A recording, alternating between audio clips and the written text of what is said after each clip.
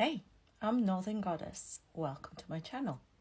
So the other day I had a question from somebody asking me, well, you're so clever and intelligent, how did you get roped into becoming a Jehovah's Witness?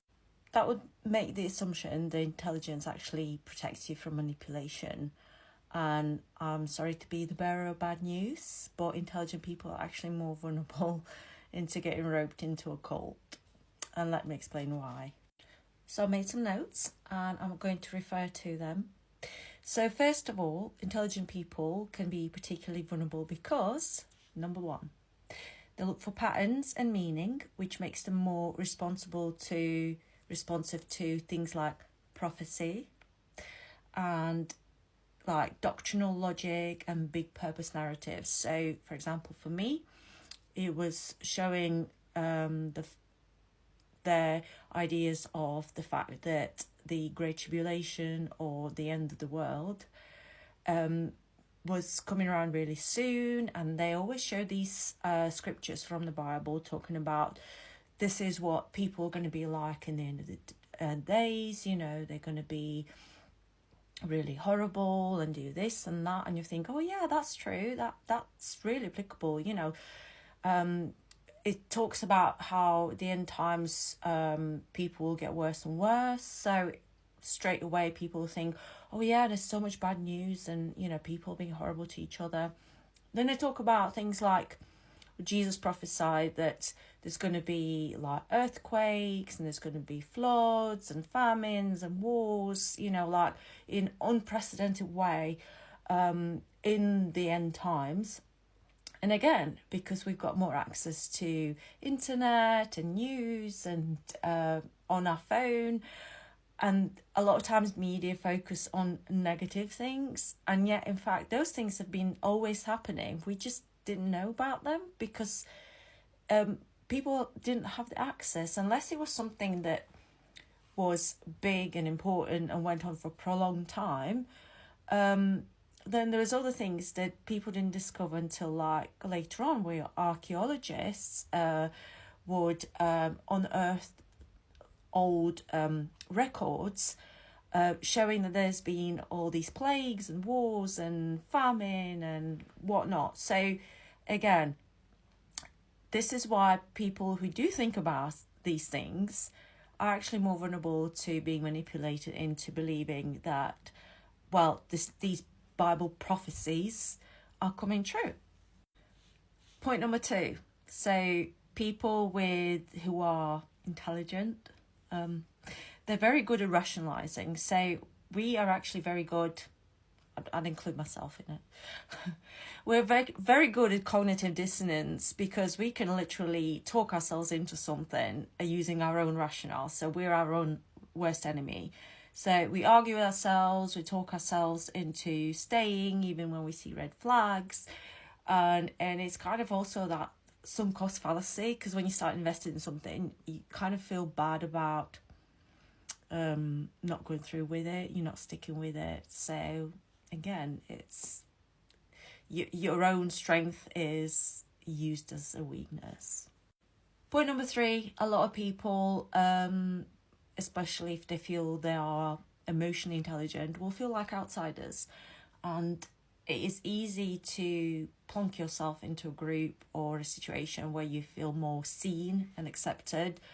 Even if it's false, it's kind of like, oh, I'm not alone anymore. So that's actually can be used as a vulnerability. And point number four, which is something that I also had as a teenager, was that emotionally and, you know, clever people, intelligent people like to have deep questions about life. They don't just, you know, go about things without thinking about it. They have questions about morality, why is there suffering, what's the purpose in life. And oh my gosh, that was such a big hook for me. And Jehovah's Witness was saying, like, what's the purpose of life? Well, you know, this is the purpose of life. You're supposed to serve Jehovah. And, you know, you get these supposed structured answers, and it's like, oh yeah, finally I know what this is all about. And, you know, obviously as time goes on, it's like is it though? But you already invested so much that you're like, I better stick around, it just, it might be true.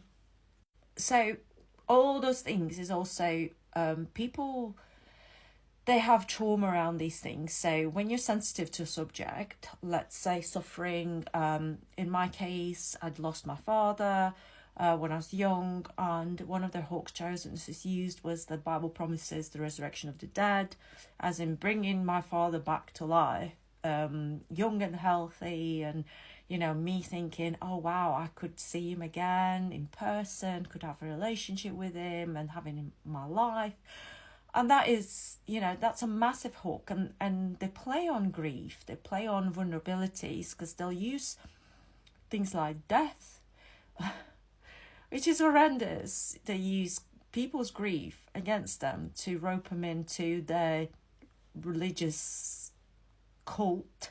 I see them as very culty, despite the fact that they say they're not a cult. But just because it's 10 men instead of one man doesn't mean it's not a cult. And as an ex-Jehovah's Witness, I know that there's constant training going on every week. Jehovah's Witnesses are trained how to talk to people, how to hook them in. And at the time, you don't see anything wrong with that. You think you're doing God's work, but it's actually love bombing, and it's future faking, isn't it? And then before you know it, you feel obligated to follow on and to find out more about it, because it's like, you've attached to these people. You think they're your community, when in reality, no one gives a shit. And I was there 22 years, and I promise you, the moment you get baptized, no one gives a shit. they just want the numbers. They don't care about you as a person. You've got to conform, and you've got to fall in line, and that's all it is. It's a hive mind sort of thing. There's no individuality, there's no personality there. You have to be the same. So unless that's your thing, you're welcome to it. But I think I'd rather be me. So obviously, as the love bombing progresses and you get baptized and suddenly the rules tighten and the love becomes conditional, ta-da! I know all about that because I experienced it, and it's like, whoa, what's happened? Where's all this unconditional love? Where's the brothers and sisters accepting me just as I am? They're not. Then the next point is we have intermittent reward and fear. What does that mean? So if you behave well and you're spiritual and you answer up and you have your watchtower highlighted and you read your Bible, you go knocking on doors every week, you get rewarded. You're called, spiritual, and, you get included, and like everyone, you feel like people looking up to you. But then if you start struggling, there's something wrong with you. You're not praying enough, eh? Are you reading your Bible? Or are you having, are you being spiritually weak? Because then you're not going to get invited, are you? Because nobody wants to be near you because, you've got spiritual disease. You might pass it on. That's what it feels like. So you're under fear of having that inclusion taken away, and suddenly you're an outsider again. So guess what? If you leave, it's like a withdrawal. Literally, you've been conditioned. You've been fed with intermittent reinforcement, hot and cold, hot and cold. You behave, we reward you. If you don't behave, we withdraw. So if you do leave, you know full well you're going to get cut off. And it's like coming off drugs. You get a withdrawal. And they're told to stay no contact. Well, they call it a loving arrangement of removal. So again, that is going to keep an intelligent person hooked in. Excuse me, English is not my first language. You might have, picked that up. It's my third language. So yeah, so that's my little rant for today. Hope you enjoyed it, and I'll see you in my next video. Bye.